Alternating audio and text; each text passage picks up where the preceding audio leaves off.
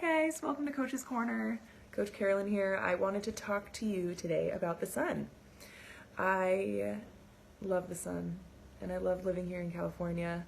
I'm from the East Coast and I don't miss it. I was young when we came here. I was like 8 or so, but I don't miss it. I love that I grew up here and I love being outside the majority of the year. And the rain recently has been a bummer to me. I hate the rain. I'm one of the very few people that will readily admit that I don't even like the one random day of it. So, but it looks like the forecast is kind of opening up to more sunlight coming up. So this is pretty important to me, and it's a part of my kind of mental health and how I feel and like my mood is spending time in the sun. I've always been a softball player my entire life. So I've been in the sun a lot. And so I respect the sun, and I do try to cover up with either sleeves or, I always wear sunscreen. So even like my lotion, everything has sunscreen in it. So I think that's really important too. And a lot of people don't like the chemicals that are in sunscreen, but they make really great natural sunscreens. So if you don't dig on like the banana boat chemicals and stuff like that, that's totally cool. I guarantee there is a healthy way for you to protect your skin when you are living in Southern California. It's really important. So I read a study online from Harvard about just like a couple fun facts about the vitamin D and the sun.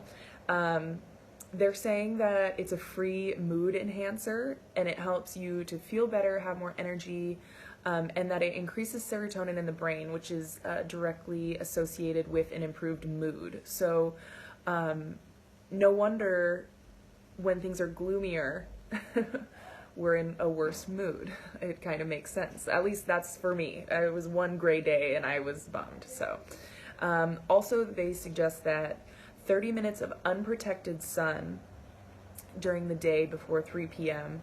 2 to 3 times a week can significantly increase vitamin D levels. So a lot of people are naturally deficient in vitamin C, or vitamin D. You would have to obviously speak to a doctor, your own doctor, about that. But when they say unprotected sun, they're saying even without sunscreen and without sleeves and stuff like that, if the weather permits, to sit in the sun and either have a cup of coffee, cup of tea, just sit out there, read a book for less than 30 minutes unprotected 2 to 3 times a week is actually really good for you.